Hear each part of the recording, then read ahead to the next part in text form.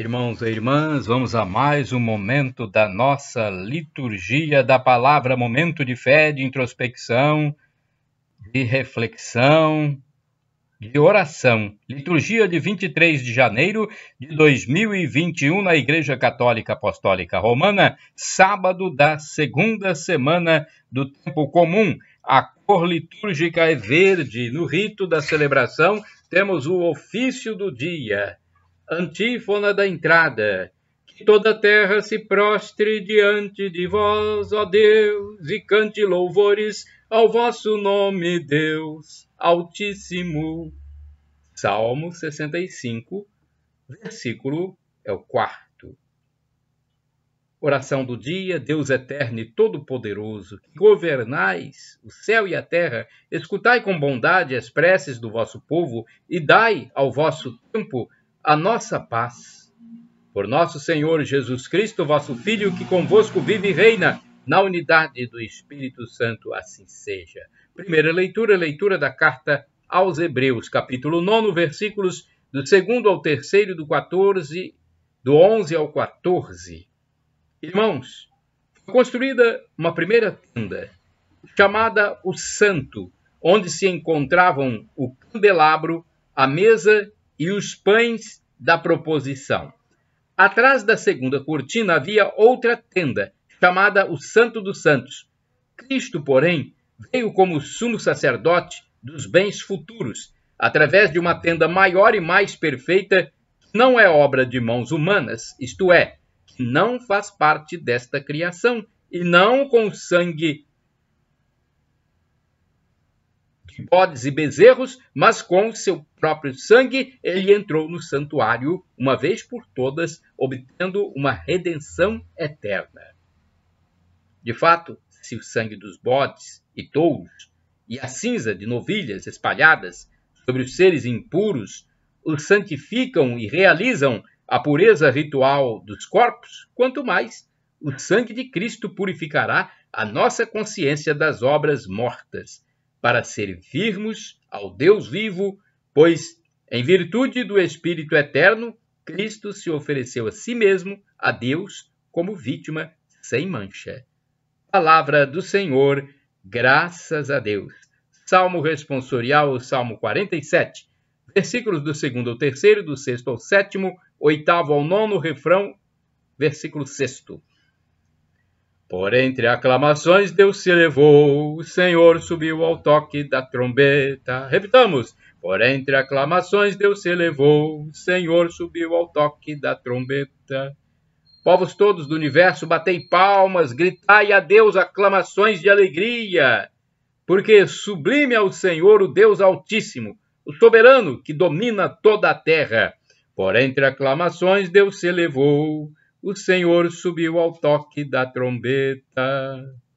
Por entre aclamações, Deus se elevou. O Senhor subiu ao toque da trombeta. Salmodiai ao nosso Deus ao som da harpa. Salmodiai ao som da harpa ao nosso Rei. Por entre aclamações, Deus se elevou. O Senhor subiu ao toque da trombeta. Porque Deus é grande, é o grande Rei de toda a terra. Ao som da harpa, acompanhai os seus louvores. Deus reina sobre todas as nações, está sentado no seu trono glorioso. Por entre aclamações, Deus se elevou. O Senhor subiu ao toque da trombeta. Repitamos. Por entre aclamações, Deus se elevou. O Senhor subiu ao toque da trombeta. Aclamação ao Santo Evangelho. Aleluia, aleluia, aleluia. Aleluia, aleluia, aleluia, aleluia, aleluia. Abre-nos, ó Senhor, o coração para ouvirmos a palavra de Jesus. Atos capítulo 16, versículo 14. Aleluia, aleluia, aleluia, aleluia, aleluia, aleluia, aleluia, aleluia. Evangelho de Jesus Cristo, segundo São Marcos, capítulo 3, versículos do 20 ao 21. O Senhor esteja convosco, Ele está no meio de nós. Proclamação do Evangelho de Jesus Cristo, segundo São Marcos. Glória a vós, Senhor. Pelo sinal da Santa Cruz, livra-nos Deus nosso Senhor dos nossos inimigos. Naquele tempo, Jesus voltou para casa com os discípulos.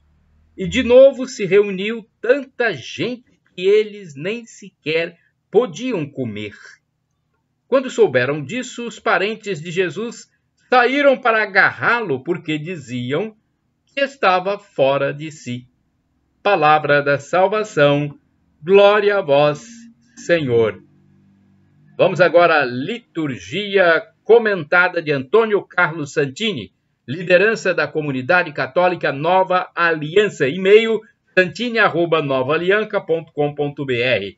Está fora de si, Marcos capítulo 3, versículos de 20 a 21.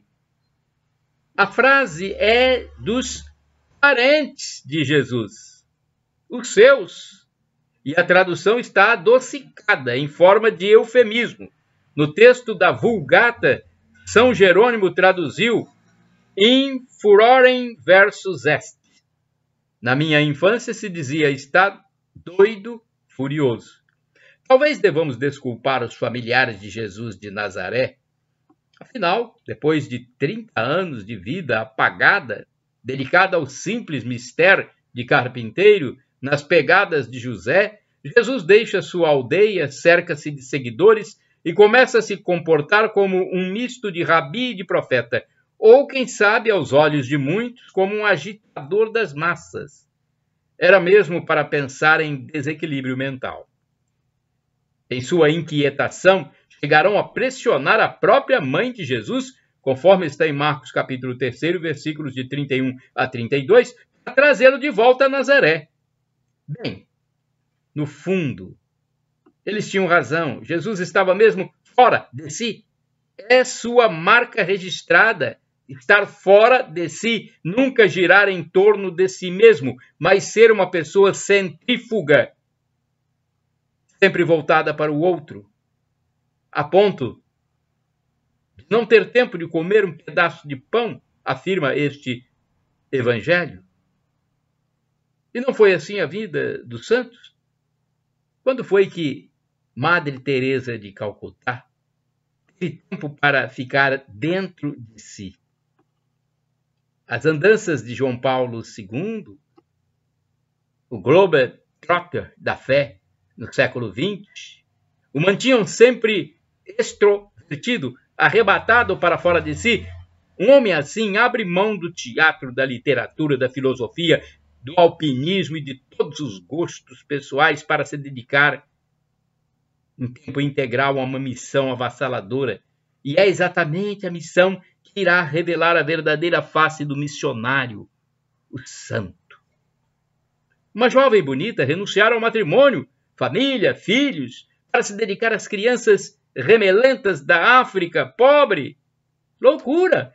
Um jovem rico abrir mão da herança paterna para cuidar da saúde dos nativos do Congo. Loucura! Um casal de médicos recém-formados transferir-se para Rondônia e ali fazer de sua casa uma espécie de hospital permanente para pobres sem assistência médica. Loucura!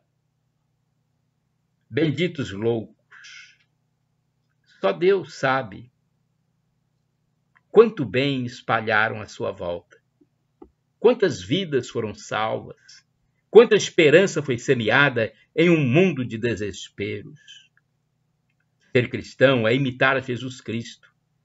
Será preciso optar entre uma vida centrípeta, centrada nos próprios interesses, vantagens e comodidades, e uma vida fora de si. Neste último caso, e só assim, estaremos imitando Jesus. Irmãos e irmãs, orai sem cessar. A loucura de Deus é mais sábia que os homens, já disse o apóstolo São Paulo na primeira carta aos Coríntios, capítulo 1, versículo 25.